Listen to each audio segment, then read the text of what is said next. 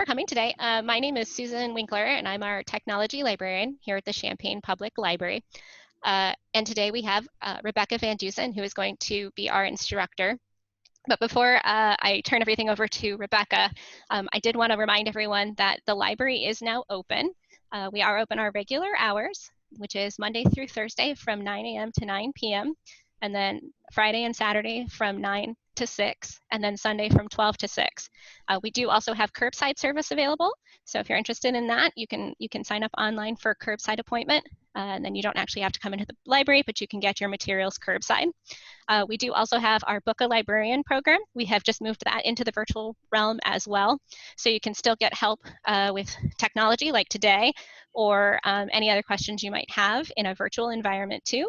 We can do that through Zoom or Skype or another platform of your choice, or even over the phone. We do also have our chat feature available through the library's website. And we do have email access, and we are answering that all the time too. So you can also reach out to us via librarian@champaign.org. And for Zoom, I want to go over a couple of details about how the Zoom setup works in case this is your first time in Zoom, or if you need a refresher. So down at the bottom left-hand corner, you should have your audio functions where you can adjust your volume and everything there. And then in the middle, you're going to see two buttons. One is going to be for chat, and it looks like a little comment bubble. And then the second one is a hand, and that's going to be the raise hand feature. So we'd like for y'all to use chat if you can to type out your questions as we go along, or if you need for Rebecca to repeat anything, if you put in chat, then I can share with her verbally that we'd like her to demo something a second time. And the raise hand, if you want to use that, if you have any technical issues or you missed something that Rebecca said, or there's like a lag in the conversation or something as far as the connection goes, just raise your hand and we'll ask her to repeat whatever she said. But yeah, so we're basically here to help. And this is going to be getting to know your iPhones and iPads. And I'm going to let Rebecca go ahead and take over. Rebecca is one of our library associates, and you've probably often seen her. If you've taken any of the other tech workshops, you've seen her help at those and sometimes teach them as well. And then we also have Brianna here today as our co-host too. So she's under the other Champaign Library account that you see up there. And she and I will be in the chat. So please feel free to chat any questions you have. And I'm going to go ahead and turn everything over to Rebecca. Okay, sounds good. Welcome, everybody. So today I'm going to go ahead and share my screen so that we can go over some slides I have. And then we'll transition into doing the demo for some of the exercises today. So let me share my screen.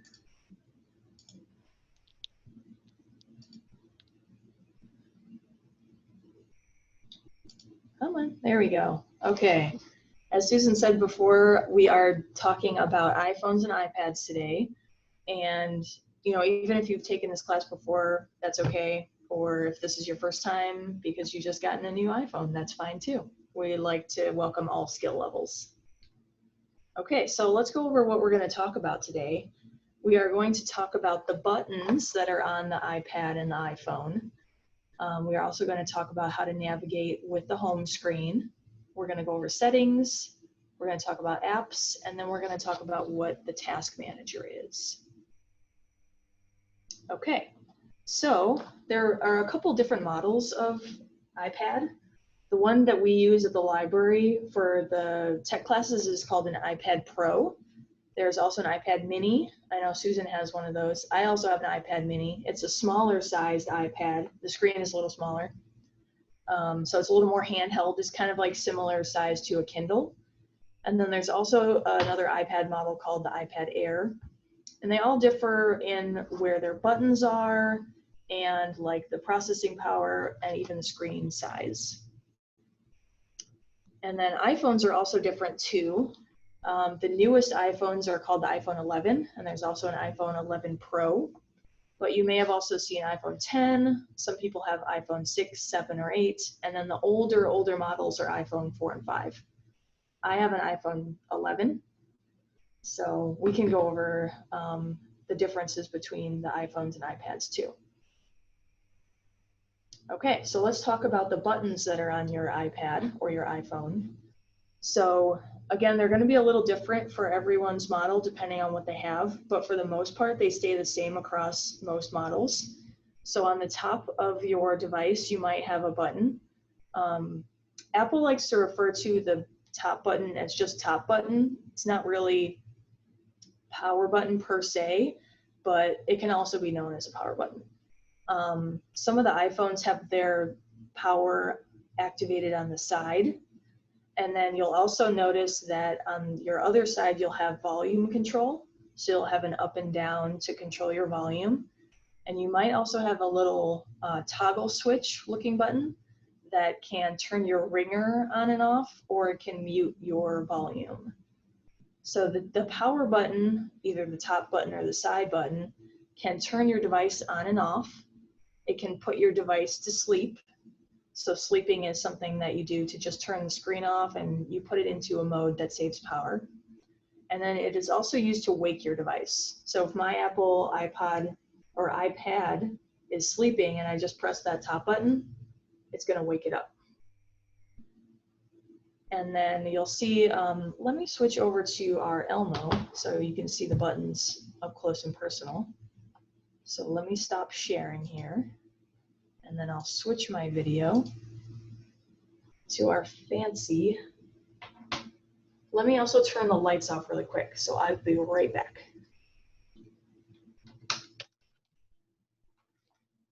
So for those of you who have taken our tech workshops, you might be familiar with our Elmo. That's our video projection system, so that you can also see us demo with our hands and actually tapping on buttons and stuff. So feel free, if you're on a second device, feel free to follow along with us. And if you want to press your buttons and stuff, if you're on a second device while you're watching the webinar today, you can go ahead and do the hands-on things.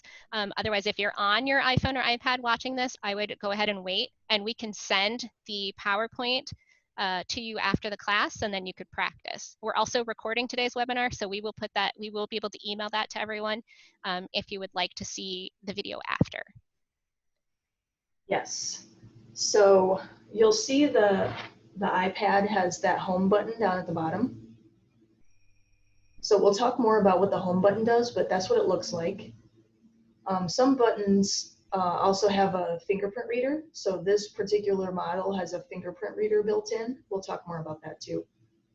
And then if we flip over, let me try to focus this a little. You'll see those volume buttons there.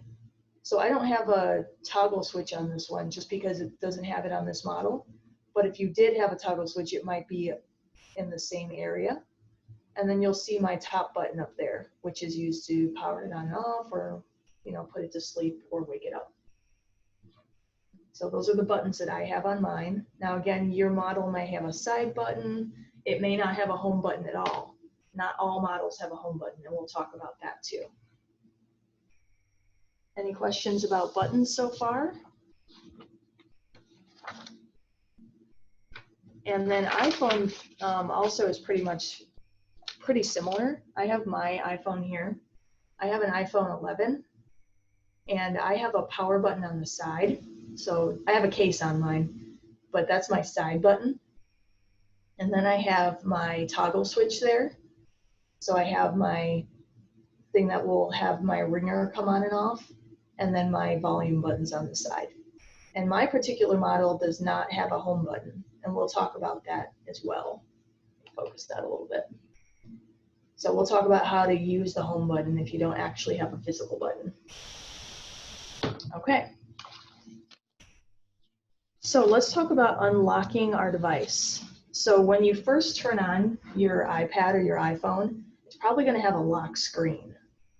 And a lock screen is just a security measure that Apple has on their devices so that when you try to get into your device, you have to put in a passcode just to create that extra barrier of security. Maybe you've left your device out and you don't want anybody else getting into it. Or, even if you lose your device, it's an extra step of security so that no one else can get into your personal phone or your information. So your lock screen, once you press your home button or your top or side button, you'll see your lock screen. And then depending on your model, it'll ask you to unlock it in a certain way. So ours, we have set up with a passcode, and that's a 4-digit code that we've set up when we set up our device. Your code might also be different if you have an extra layer of security. Some people have a 6-digit code, I believe. Some people also have Face ID set up, and then they can also put their fingerprint on the home button too. So with this model, we could put our fingerprint set up on our home button so that you have to have it set up with your fingerprint to get in. And now you can change that in your settings too. You don't have to have Face ID, you don't have to have a PIN to get in, you don't have to have a fingerprint. But it's good to have that extra layer of security, I think. Okay. So it's pretty much the same thing for iPhones. Newer models, most of the time will have that FaceTime, or not FaceTime, facial recognition, also called Face ID. So what the iPhone actually does is it takes, you like set it up and it looks at your face so that when you go to open your phone, it scans your face to see if you're the right person, and then it will let you in. But let me go ahead and get in with our passcode. So I'm going to put that in. And now we've gotten into our device. Any questions on lock screen?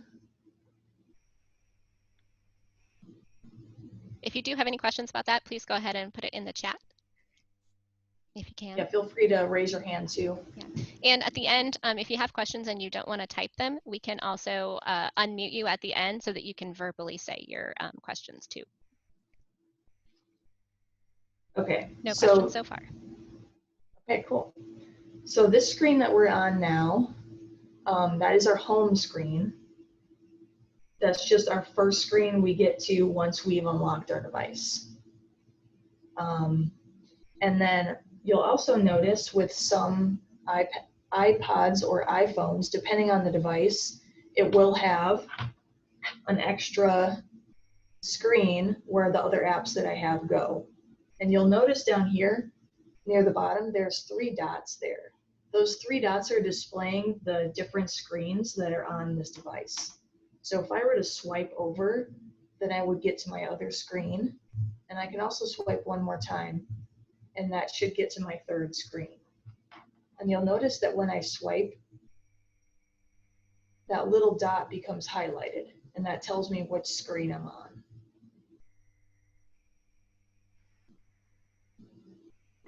And then say I'm in an app, or if I'm on another screen, and I want to get back to my first home screen, all I have to do is press my home button, and then I'll go back to my first home screen there.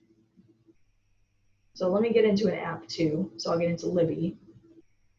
So say I'm in Libby and I'm reading a book and I go, okay, I'm done reading my book for today, but I want to go back to my home screen. Just simply press that home button and it will get you out of that app. Now keep in mind your app will still be running in the background, and we'll go over about how to close out of apps too. But by just pressing the home button, it's not closing out of the applications, it's just putting it in the background to get you to your home screen. Does that make sense? Now for devices that have no home button, it's a little bit different. Let me get my phone out.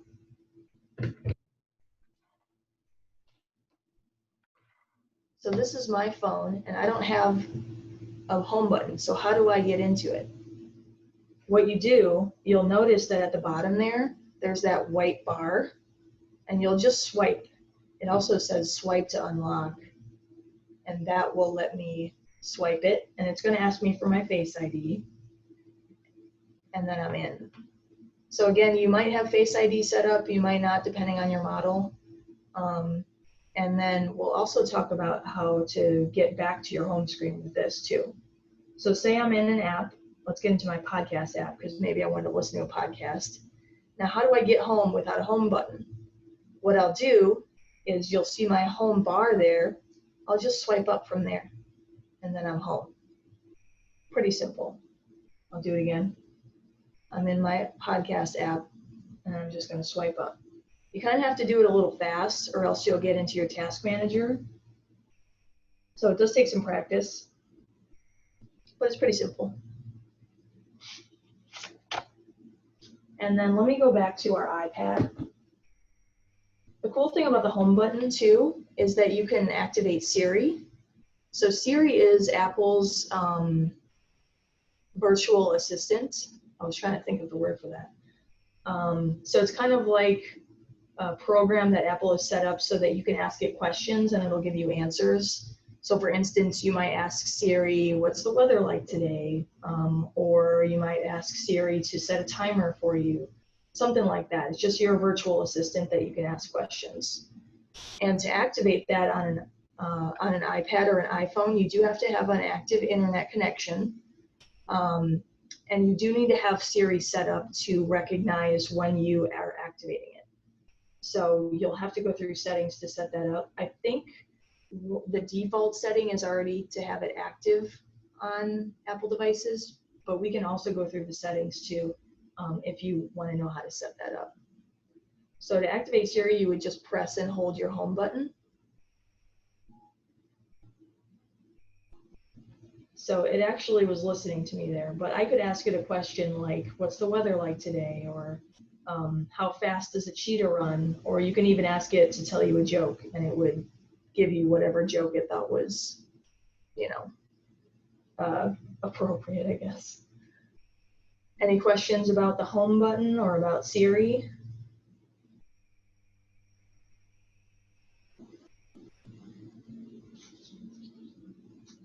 Okay, so I'll move on to talking about the home screen itself. We'll get into more about what that is. So on your home screen, you'll notice, of course, all of your apps that you have downloaded on your device. And then you'll notice this bar at the bottom here that has a few different apps in it. So this is what Apple likes to call the dock. Dock as in like, you know, sitting by the dock of the bay or whatever that is. That song that I probably butchered.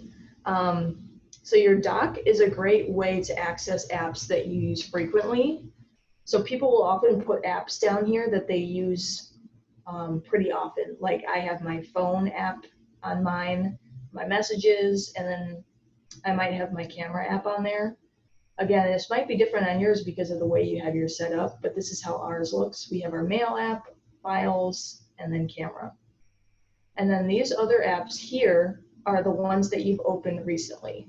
So you might see those on the right-hand side of your dock, depending on how you have it set up. You can also move apps in and out of the dock, and we'll talk about that when we talk about moving apps.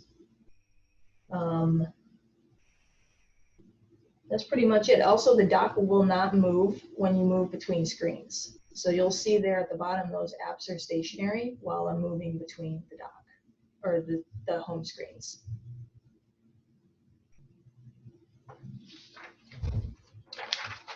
Let me talk about our notification screen next.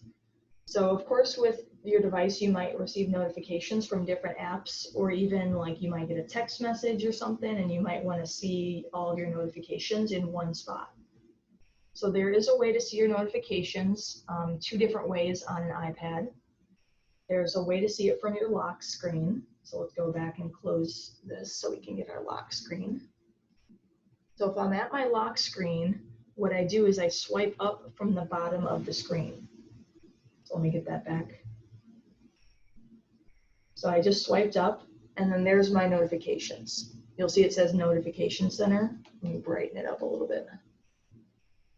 So these are all the notifications that I have set up to show up in my notification center. Yours might be different depending on the notifications that you get.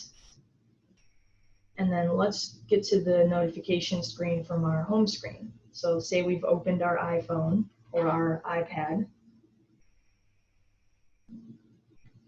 And now we want to go, okay, where's our notification screen? So if you swipe down slowly from the top center, let me see if I'll go, there we go. You'll see those notifications come down. It does take a little practice. So sometimes if you swipe down, you might not see it. Let me try to see if I can get it so it's not that. Yeah, see, I just swiped down and it's a different screen. So it does take a little practice to get the right swipe, I guess. And you'll also notice that some apps have a little red dot with a number in it. That means that that app is trying to let you know you have a notification. So Instagram is letting me know I have a notification. That might mean that, you know, someone's liked my photo or someone's commented, and Twitter has a notification number. You might also see a notification number on like your mail app. That means maybe you have unread messages, or if you have them on your phone app, you might have like an unread text message or a voicemail that you haven't listened to or a missed call. So those numbers up there will let you know how many notifications you have in that particular app. So let's talk about clearing and deleting those notifications as well. So to clear them, you can either swipe to the left, and then you'll see that come up. And manage, view, and clear come up. Clear is just going to delete that off your notification center. Now you'll notice this has an X. An X will be over a group of notifications. So if I click X and I hit clear, that's going to clear that group. So I may have like 4 notifications from Gmail. That's considered a group of notifications. So that's the way I can clear them. And you can also go into your notification settings and set up how you want to receive notifications. So maybe I don't want to get a notification from my Gmail. Then I can go into my settings and turn that off so it doesn't show up in my notification center. Does that make sense? It's the same for iPhone. Let me get my iPhone. So for my lock screen, let me get that back up. I just swipe up. I don't have any right now saying no older notifications. Let me unlock this.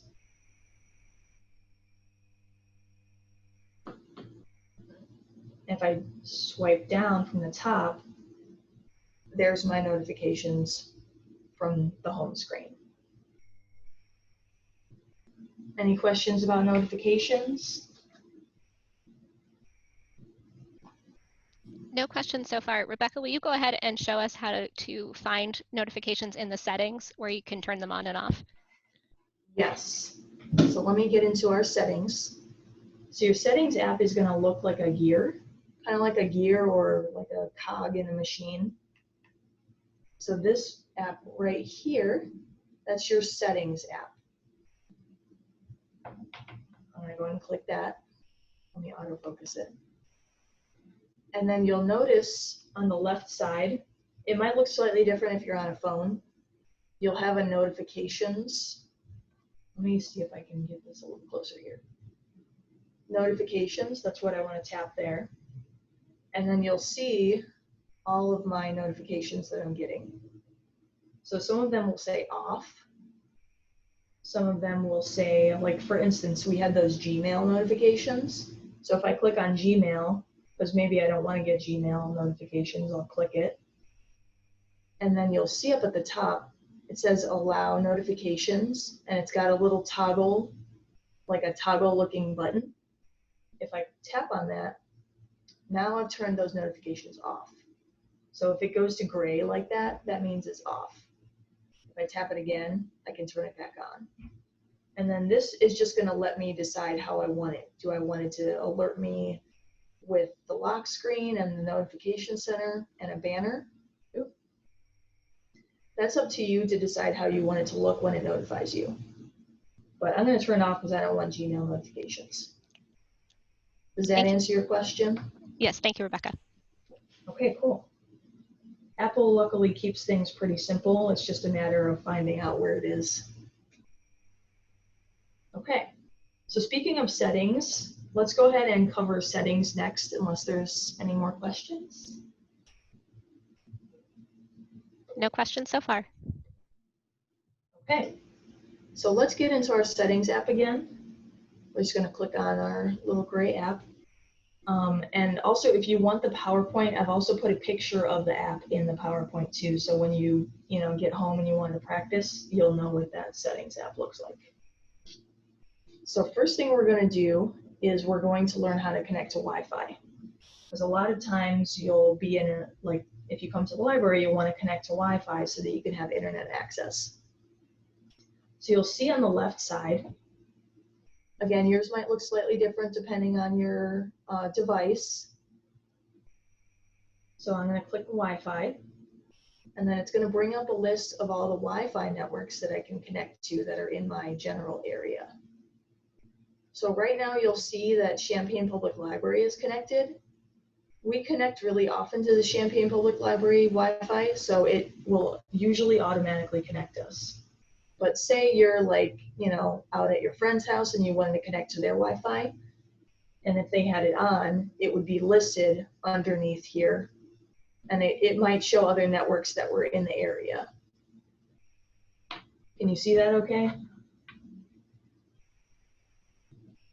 Yes, we can. So once you have your network selected, like you wanted to join it, you would just tap on it.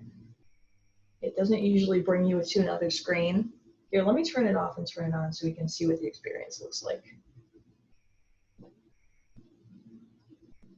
So it's automatically joined, but again, if you had another network on there, you would have it listed and then you could just tap it, and then it might ask you for a password if it was password protected. Any questions about Wi-Fi? No questions so far. Let me also mention that if you're connected, you'll usually see up in the top right corner, there will be a little Wi-Fi icon there. So let me get my little pen here. So that little icon that looks kind of like a wave, that's your Wi-Fi icon. So that's telling me I'm connected to a Wi-Fi network. It's a pretty universal symbol, that little wave. So if you see that, then you'll know that's kind of your Wi-Fi signal symbol. I mean. Okay, so let's talk about Bluetooth also. Bluetooth is a popular tool for people who want to connect to things wirelessly. So you might have, like, your car might be set up for Bluetooth so that you can play something through your speakers. You might also have heard of wireless headphones or wireless speakers, or even mice or computer keyboards will be Bluetooth enabled so that you can work with them wirelessly. So the Bluetooth is right underneath the Wi-Fi, and you'll see it has a little symbol that kind of looks like a bee with kind of like little wings coming off the back of it. So I'm going to click on that. And then it's sort of similar to the Wi-Fi in that if I have it turned on, it's going to detect if there are other devices that I can connect to.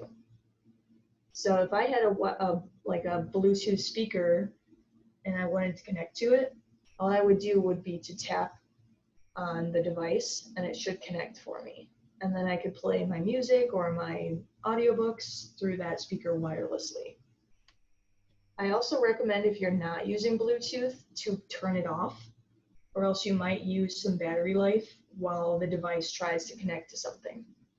So I usually have mine off unless I'm trying to connect. You might be familiar with that from your car too. Yes.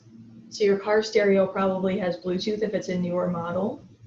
And that's really easy to listen to podcasts, listen to music, listen to audiobooks. And that way you don't have to have a like wire to connect into your car. It's pretty convenient. Okay. Any questions about the settings?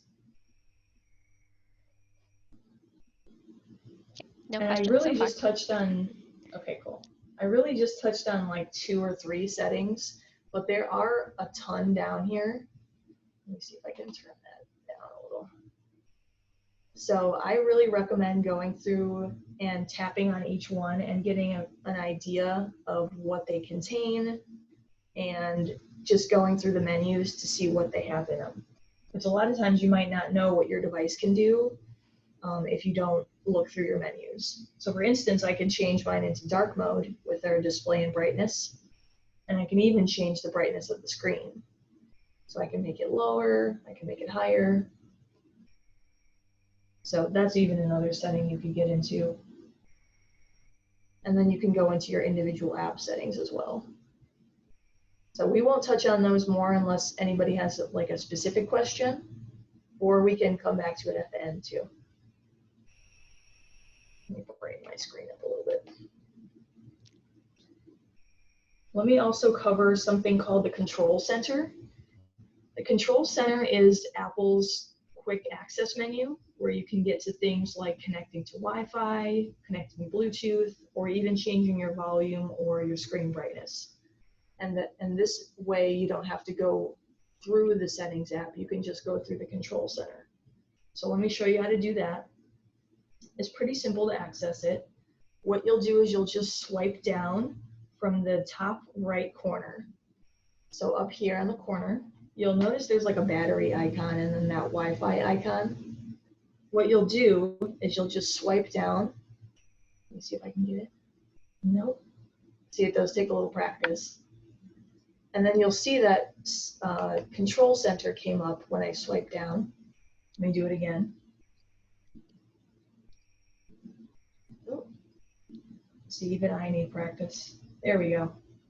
So that's my Control Center. And then you'll notice there's several different buttons there. Let me lower the brightness. So you'll see the little music player that might show music that you were recently playing, or even like something like a podcast would show up. You'll also see these two menus here. I guess they're not really menus, they're more of like slider things. Those will let you change the brightness. So if I drag that up and down, I can change my brightness really quickly, or I can change my volume.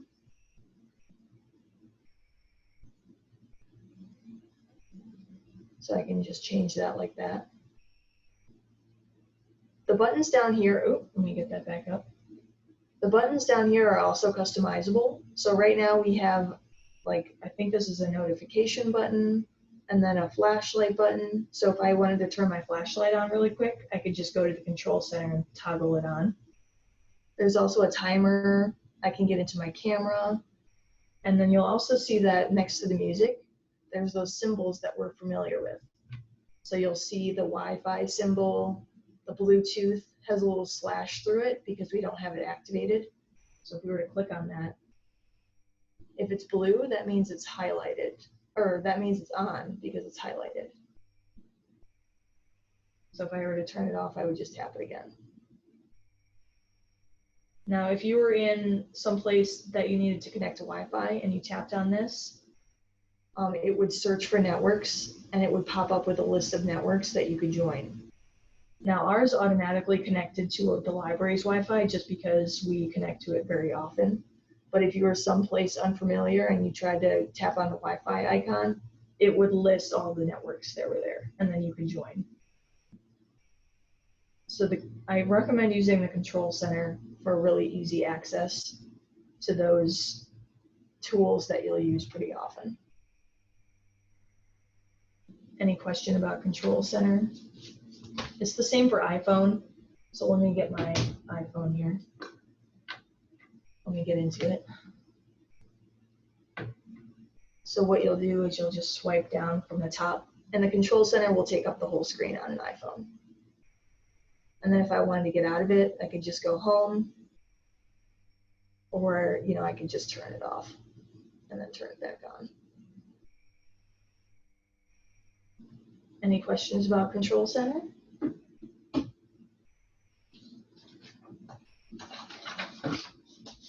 No questions at the moment. Okay, cool. So let's talk about something really simple. Let's talk about opening an app. So to open an app, you're just basically going to tap on it, and then it should open right up for you. So say I wanted to get into Libby because I wanted to start a new audiobook. All I'm going to do is find my Libby app, and then I'm just going to tap on it, and then it will open up for me. So let me go back home and open up another app. So I'm going to open up the App Store because I want to get a new app. So I just tap it, and then it's open. And again, if I want to get back home, I would just press my home button.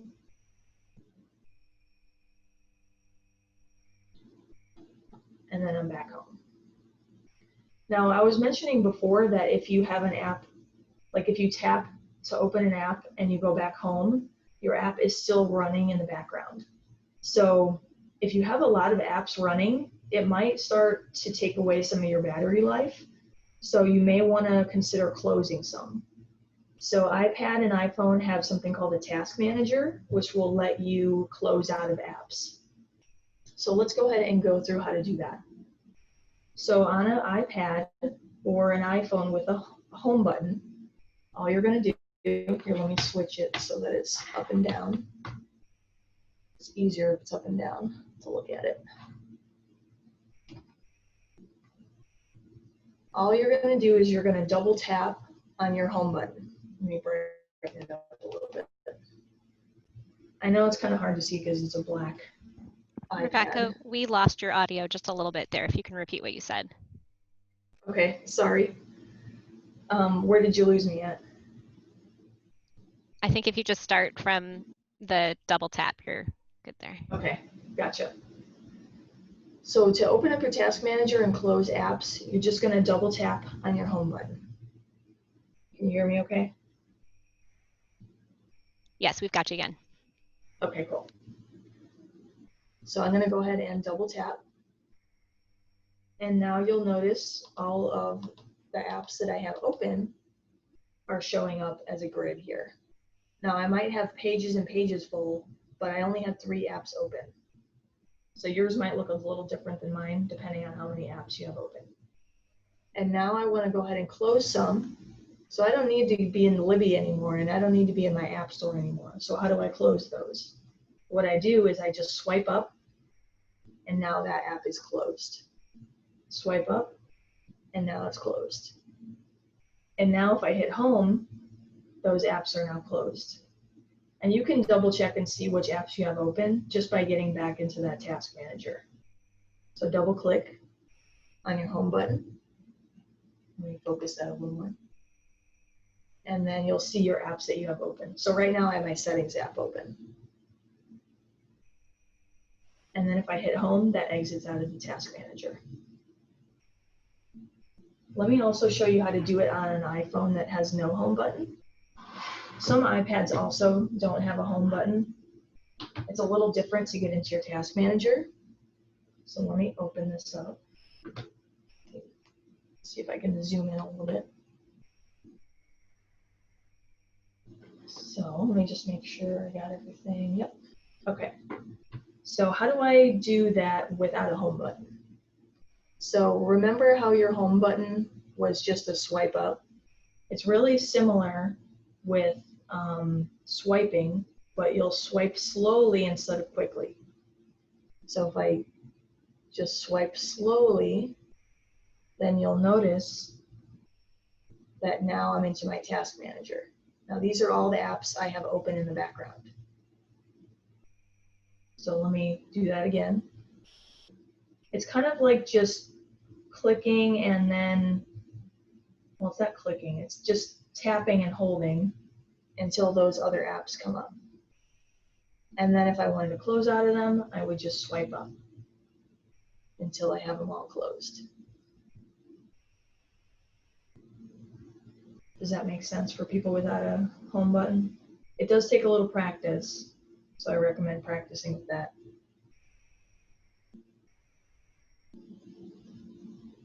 No questions so far. Okay, cool. Okay, let's talk about how to move an app. So say I had an app on my screen that I wanted to move to a different screen, or that I wanted to create a folder. So say I wanted to move my podcast app to my front screen. So it's all the way back there. And I think it'll be more convenient for me to have it on my first screen instead of my third screen. So I want to move it.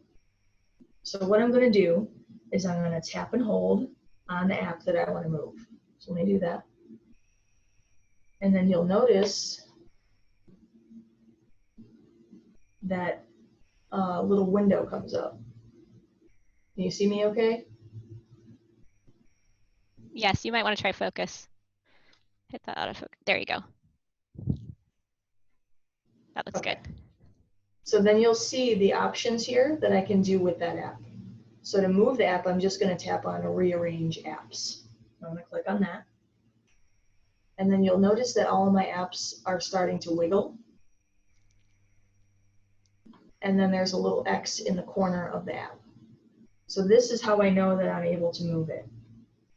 So then what I'm going to do is I'm going to just tap and hold, and then I'm going to move it. I can either move it onto this screen. Let me try to move it onto the first screen. So I'm going to try to drag it left. And now I've gotten to my first screen. Let me do that again.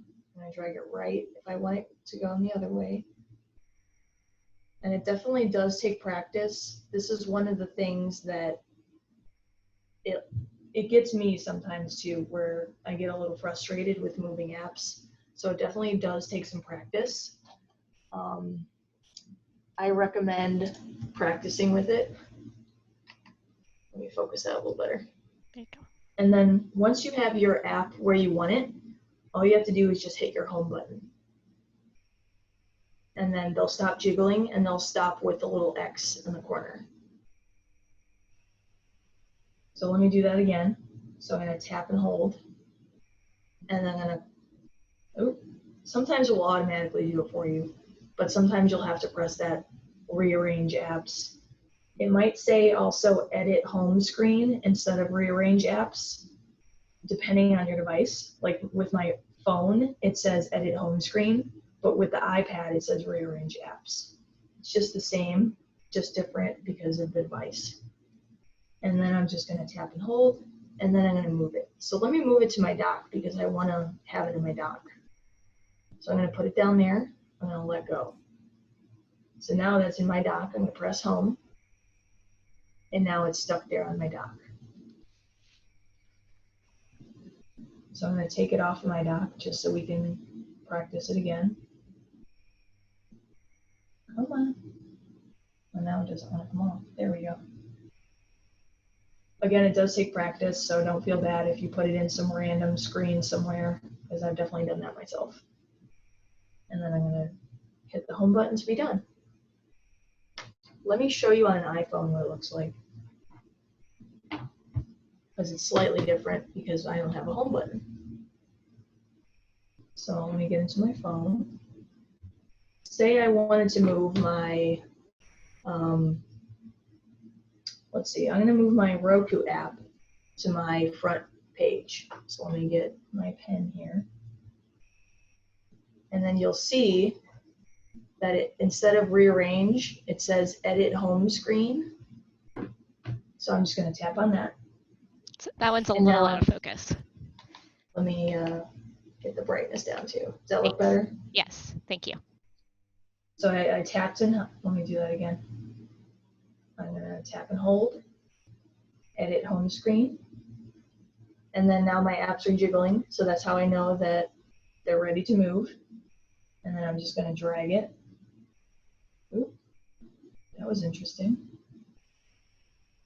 Drag it, and now it's on my home screen. And then when I'm done, up here it just says done because I don't have a home button to press. Then I would just press done up in the right corner. And now it's there. Let me also talk about creating a folder. Sometimes you may have a lot of apps that you want to categorize into different folders. Apple has a really simple way to do it. Again, it does take practice. So say I wanted to make a folder with all of my library apps because I want to keep track of all those in one spot. So what I'm going to do is I'm going to find the app that I want to move into a folder. I'm going to press and hold it. I'm going to do my rearrange or my edit screen. And then I'm going to drag it over another app that I want to go into that folder.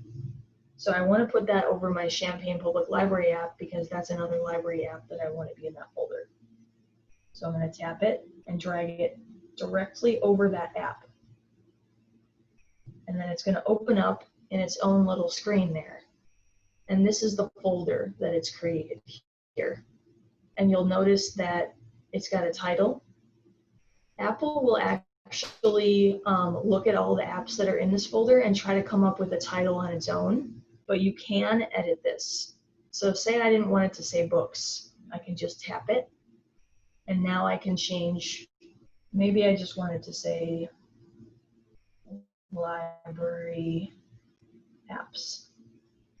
So now that folder is named library apps instead of books. And after a certain time, it's going to time out, but I can always go back. And I should be able to edit that. Yep, if I just tap and hold, then I can edit it. So if I wanted to change that again, I could. And you can also change the way they're rearranged within the app too. So if I wanted Libby to be in front of this guy, then I could just tap and hold and move it. Let me try it again. There we go. And you can even get multiple screens inside of a folder. So I have a folder on my phone that's called, what is it called? Most used, that I have a lot of apps in that have another screen inside the folder. So a folder is a good way to sort of sort your apps by category if you have a lot. Because I know if you have a lot of apps, you're not going to want to go through like 7 screens to find an app. It might be easier for you to categorize them within their own folder. Let me show you the folder I have on my phone.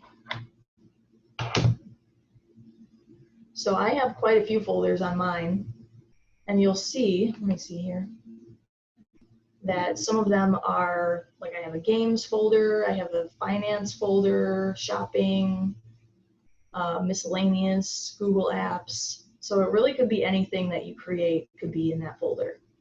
So if I tap on it, tap on Google Apps, then those are all the apps that I put in to the Google App folder. And I also have another screen on there too. So I have 2 screens within that same folder.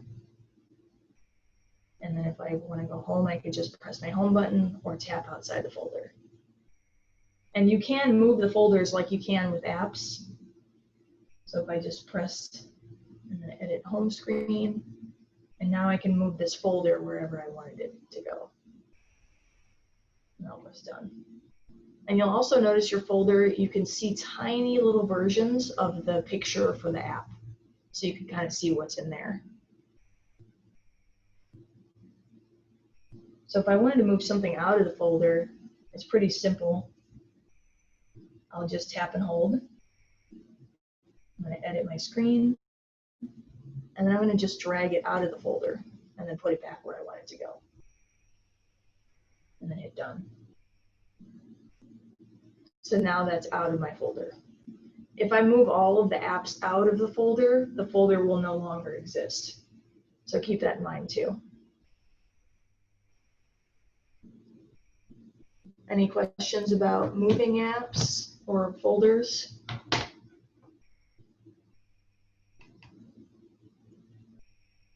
No questions so far. Okay. And we can open it up. When Rebecca's done, we can open it up and unmute people. You can raise your hands and we can answer questions then too. Yes, definitely. I know that I'm covering a lot and you might have a question even from slides ago. Feel free to ask. I don't mind at all answering those questions. Yeah. So let's also talk about how to delete an app. So you may have an app installed on your device that you don't want anymore. There is a way you can delete it. It's really similar to moving an app. So you're going to do the same thing. You're going to tap and hold. I'm going to do rearrange apps. And then what I would do to delete it is I would just tap that little X button that's in the corner of the app. So say I wanted to delete my, let's delete the Pinterest app because we can always get that back. I'm going to tap on X, and now my device is going to ask me, do I really want to delete the app? And it will delete all of its data off of my device also. So if I did want to do that, I would hit delete. And then it would be gone from my device. So, your device might come with an app that you may not want or need. You can always, decide if you want to delete it. Some apps also come on your device and are not able to be deleted. So for instance, you'll notice that, let me go to my front screen here, that the settings app doesn't have that little X. That's because your device will not let it delete that app. So my clock also does not have one. My photos, my app store, Safari. So some apps are not able to be deleted. Oh, I activated Siri. Any questions about deleting or uninstalling? And deleting and uninstalling are virtually the same thing with an iPad or an iPhone. Yes, yes. I would say they're synonymous. Does anybody want me to cover how to install an app? Like if you wanted to get something on your device, I can go over that too. Yes, please. Okay. So to download an app on your device, you'll want to go to the App Store. The App Store is this icon right here. Let me get in a little bit closer. It looks sort of like a popsicle stick that's shaped as an A. It may look slightly different depending on your operating system, but I think for the most part, they're all looking like that blue app with an A on it.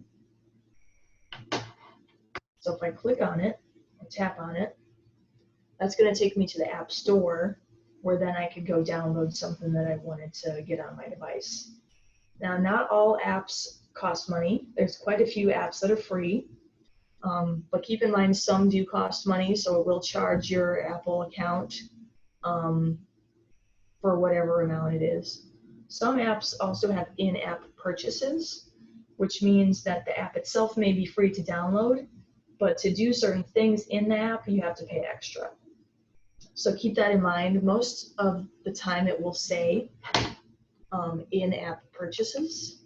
Like under here it says get, and then it says in-app purchases under. That means it's going to charge you money to do certain things within the app. So be mindful of that if you're getting apps. That happens a lot, especially with games or like photo apps with special filters. Yes, it's very common with games. So basically what you can do is you can browse the App Store for an app that you might want, or you can search the App Store. So let's just go ahead and search for something that we want, and then we'll download it. So up at the top, you'll see a search bar. The search icon is down here that looks like a little magnifying glass. I would say that's pretty universal for most computers and devices. That little magnifying glass is going to indicate to you that you can search. And then, let's see, what should I search for that we don't have already? Did you want to delete something and then search for it again? Yes. Like Pinterest? You could go ahead and delete Pinterest or okay, RB Digital or something. I'll do Pinterest. So I'm going to delete it, rearrange apps, I'm going to delete it. Okay, now that's gone. Oh no, I actually really do want Pinterest. So let me go to my app store. Let me get to search. I'm going to go up to my search bar. I'm going to type in the app I'm looking for. So I'm looking for Pinterest. And you'll notice as you start typing that some things come up here. And this is the suggestions that come up as you search. Kind of like when you're searching Google, it'll come up with suggestions. So I'm going to just type in the full thing just to make sure that's exactly what I want. I'm going to hit search. And you'll also notice when you do your search that a number of different apps will come up because they're a similar subject, or they may have an ad that's placed in your search. So TikTok, it looks like they've probably paid to have this ad here in the search. So just be mindful when you're doing your search for apps that you're actually, selecting the one that you really want. Because sometimes you might come upon an app that pops up that's not exactly the one you want. I noticed that sometimes when we are searching for like Libby, which is our ebook app, that people will type in Libby up here, and then it will pop up with like Audible, and we'll be like, oh no, it's not Audible, but it's similar because of the subject. It's got audiobooks and stuff like that. So we want Pinterest. So mine has a little cloud icon. You'll see that. That means I've previously downloaded the app before and it's just living in the cloud. But if I don't have the app already, it will say get. So if I didn't already have that app, it would say get. Sometimes it might also say open. If you search for an app and the button says open, that means you already have the app on your device. And by clicking open, it will just open it from your device. And let's just get one that says get. So let's get this. I don't want to download a home design. I want to download. Oh, here we go. So this says open. That means I already have Apple Podcasts on there. I already have Apple Books. So I'm going to just do this one. I'll delete it later. I'm going to hit get. And then what it's going to do is it's going to ask you to install the app, and it's going to tell you what your Apple ID is linked to. So if I wanted to install that, I would click install, and then it would prompt me to put in my password for that Apple ID. So I'm going to hit cancel because I don't actually want that. But if you were to go ahead and install it, it would prompt you for your password. So keep that in mind too. Any questions about installing an app? How do you know it's a safe app? Usually if they're in the Apple App Store, they're vetted by Apple. But I also recommend checking the reviews. So let's search for something maybe and see if we can see what's out there. So does anybody have any apps that would like me to search for? If you do, you can go ahead and put it in the chat.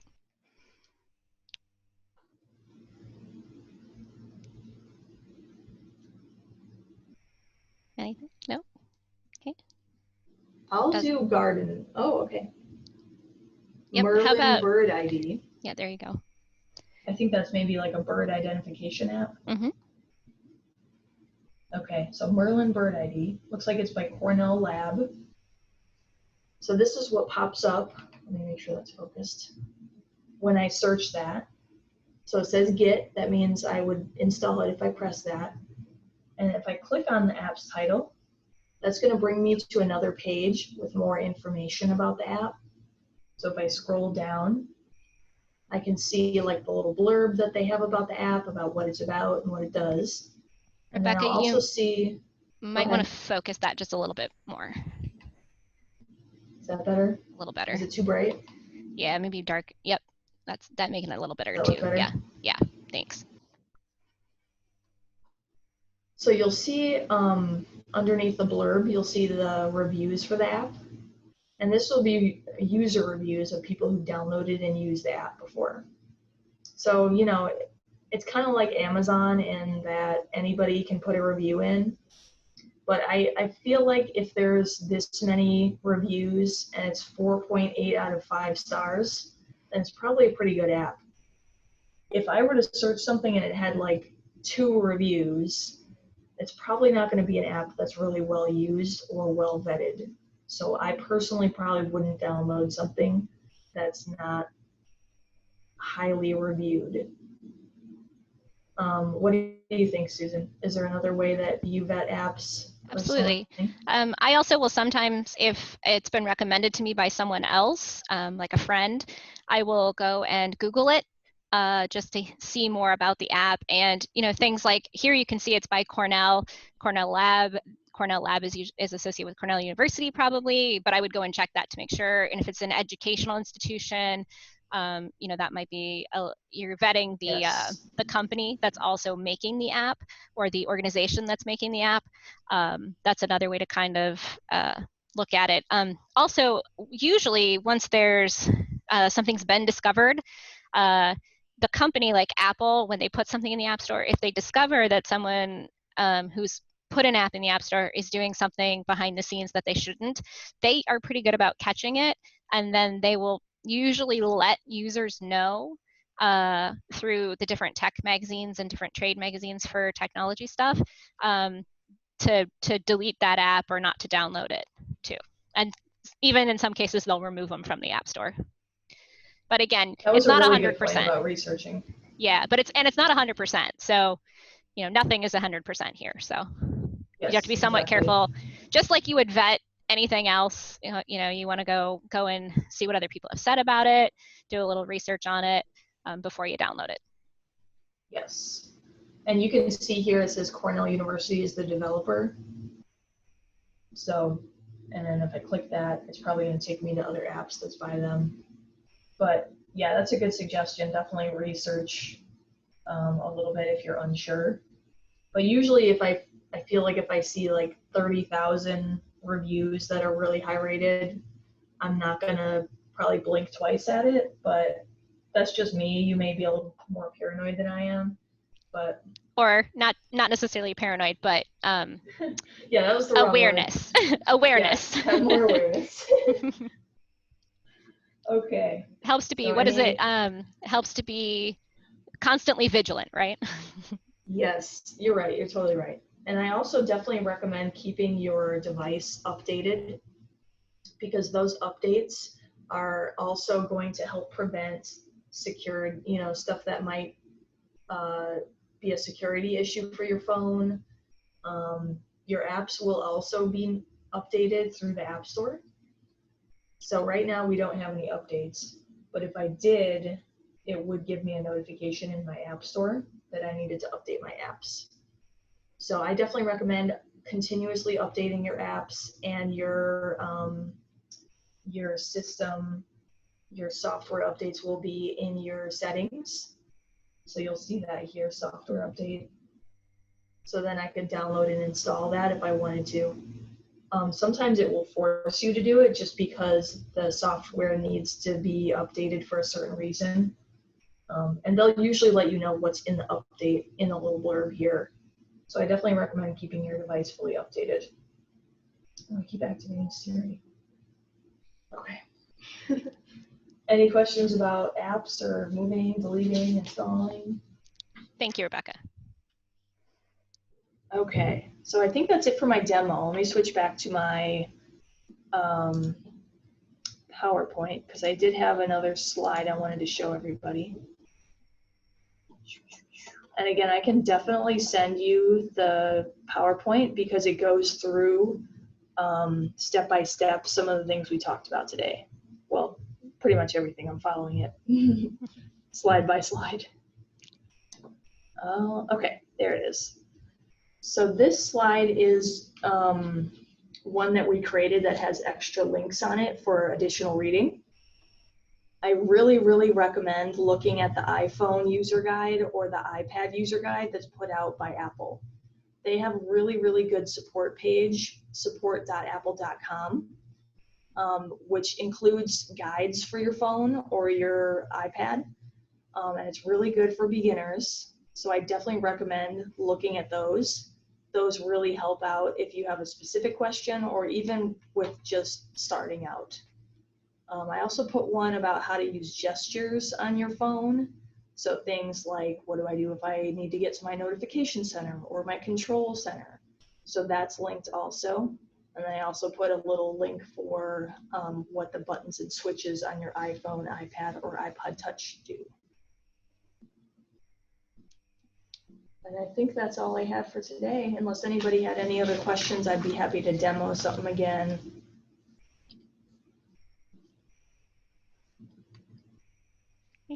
Rebecca, will you go ahead and switch to the other slide, next slide, and I'll let people know what's coming up. Yes. Let me see. Oops. Wrong way. There we go. Okay, so we can also still answer questions for anyone too, but I just want to mention a couple of things that are coming up. The rest of this month, we're also covering Android phones and tablets and also Kindles. So Android phones and tablets are going to be on August 18th, and then Kindles is going to be that next Tuesday. So they're all going to be Tuesdays at 2 p.m., and we'll actually be continuing with that in the fall as well. And we'll do our Getting Started with Tech series. If you haven't joined our tech newsletter, we do send out a tech newsletter each month. And if Rebecca's okay, I'll go ahead and share my screen and show you how to get that. Yes, let me stop sharing mine real quick. Okay, and I'll share mine real quick. So this is the page on the website. It's champaign.org/adults/tech workshops. Is everyone seeing that? I'm hoping. Okay. And then on the left-hand side here, about halfway down, the sign up section here will actually sign you up for our tech newsletter that we send out via email. We just need an email address, and you can put in your first and last name if you want, but you don't have to. We really just need the email address, and it'll be a list of all the upcoming workshops, including our specialty tech workshops on things like Photoshop and InDesign, Illustrator, that kind of stuff, and also the Getting Started series, which will be things like Intro to Streaming, Google Tools, all of those things that we're going to be doing here this fall. So I wanted to make sure I showed that as well. And then we also have the Book a Librarian program, which actually we have an advertisement for right here as well. And again, that Book a Librarian program is, you can have 30 minutes to an hour if it's virtual with our staff members. And we can walk you through different tech topics, things we've covered in these workshops or other things, depending on we'll match you with someone with that expertise. So I do want to mention that too. And of course, you can always reach out to us via chat or via email as well. And I'll go ahead and put this link in the chat for everyone too. So, okay, and then Rebecca, you can go ahead and we can. stop sharing I here. can put my email in there too if people want the slides. They can email me. So, okay, and then will we be sent email link? Yeah, so actually, if everyone is interested in the recording, I will see if we can put it up on our website. If not, though, we can email it. It just depends on how big the file size ends up being for whether or not your email can let us send it to you. But otherwise, we'll find a place to host them and on our website and put it up there for a while. And then I can send that link to you once they're up there. That's sort of that part is still sort of a work in progress, but it is our goal. Okay, and we can, for anyone who wants the slides, just let us know. Rebecca, do you want to share the slide that has our contact information again? Yes. So we do have our contact information. I can actually put it in the chat too here. Let me put it to that slide. Yeah, and I'll put it in the chat too. So you can email either one of us. That's mine. My email address, and then we can put up Susan's too. Yep, I got it in the chat here too. Those are our email addresses, so feel free to email either one of us if you would like to request the PowerPoint from today as well. Let me get that back up, sorry. It's all right. I did throw them in the chat as well. We can also open it up to questions if people want to say anything verbally, if that's easier than typing in the chat. Absolutely, and all you need to do if you would like to be unmuted so that you can chat is go ahead and ask to be unmuted by raising your hand, and then we'll be able to unmute you so that you could ask a question if you'd like. Yes, okay. So we've got a question here. I'm going to go ahead and unmute you so that you can talk. Okay. Hi there, can you hear us? Okay, one second. Muted. Yep, I've just asked to unmute. So all you got to do is just, can you hear us? You should be good now. I can hear you. Yeah, okay, welcome. My question is about the photo folder. So once the photos are there, and if I don't want any photo to go to my iCloud account, how can I manage that? I believe you have to go through your iCloud. Let me just double check here. Let me see. I think you can go through your settings. So let me look here.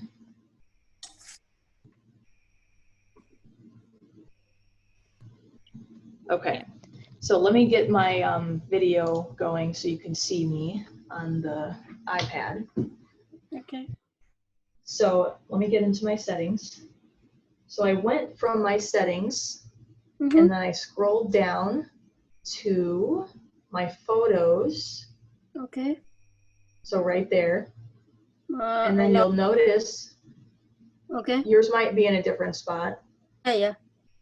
You'll notice here it says iCloud Photos. So I have mine turned off. Okay. So you may want to turn it off so it doesn't go to your iCloud. Oh, but then it still keeps the photos that are already there. It should, I believe, yes. Okay. And then if I want to just download some images to an external drive, how do I do that? trying to think. If you had it on like Google Drive, I believe you can upload it directly to Google Drive from your device. Okay. Or do you mean like a flash drive or something? Yeah. So, because sometimes I do record things that I don't want to take up so much memory, and I don't want it to go to my iCloud also, but I just want my memory. So I would like to transfer it to a external drive. Yeah, you can do it the old-fashioned way, or what we call now the old-fashioned way, which is taking your cord and plugging your cord into a home computer, and putting those photos that you want. You pick and choose them, and you take them from the iPad, put them on the home computer, and then transfer them to an external drive from the computer. That's what I actually do with all of mine that I take. Yeah. It's a good way to back things up. But then it has nothing to do with the cloud or anything being up in the cloud. So I actually do that and make a backup of all of my photos that I put on an external drive and on the computer. And then the ones that I want to show to other people, I end up putting up in the cloud. Okay, well, because what happens that once the photos that are in the iCloud, we don't have the original copies on our phones, I believe. Anytime we want to download anything, that it says that it's updating, it's getting the photo from the iCloud. So so if I just transfer those, so will it copy the fake copies, or will it get the real copies? So it depends on how you have it set up on your device.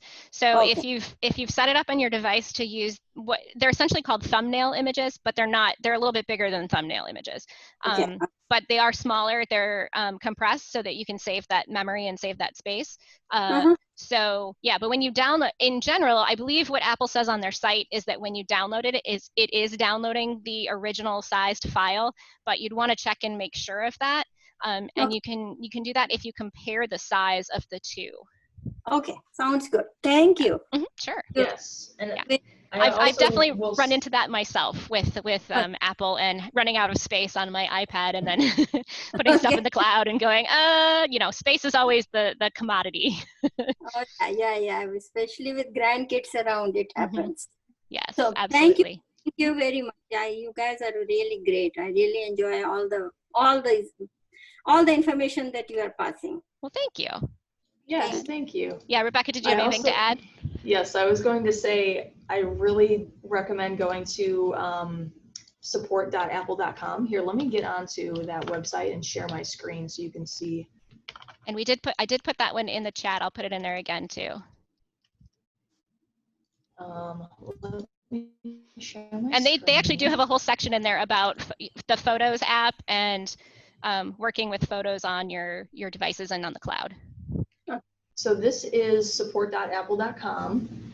And then they have different categories that you can look within based on your question, or you can actually search your question. So I find that really helpful. If there's something I don't know off the top of my head, I'll go and search on Apple support, and then it's super helpful. I definitely recommend practicing and searching on that website. And especially when it comes to things in the iCloud, because if you have your device synced between your physical device and the cloud, you got to be careful about if you delete something out of your cloud account, whether or not it's actually going to delete it off of the device as well. Oh, okay. Sounds good. Thank you. Very welcome. You're welcome. Yep. Bye-bye. Great questions. Okay. Does anybody else have a question they'd like to go over? I can also demo something again. I know we covered quite a bit today.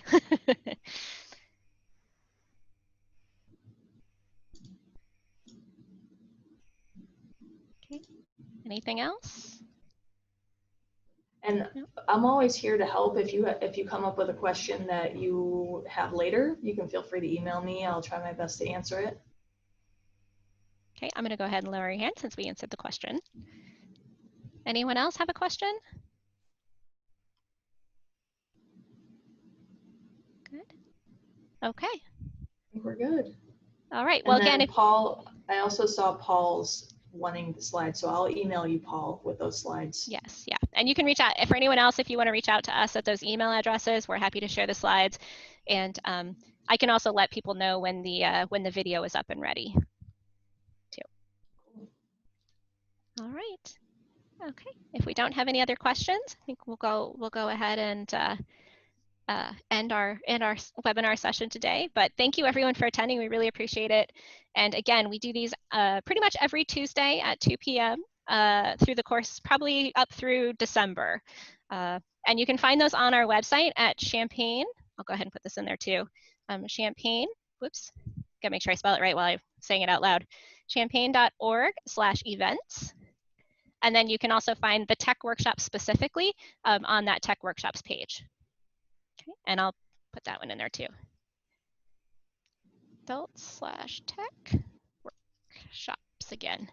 So, okay. All right, if that's everything, we'll go ahead and we'll say goodbye. Thank you for joining us today, and we hope you have a lovely rest of your day. Thanks, everyone.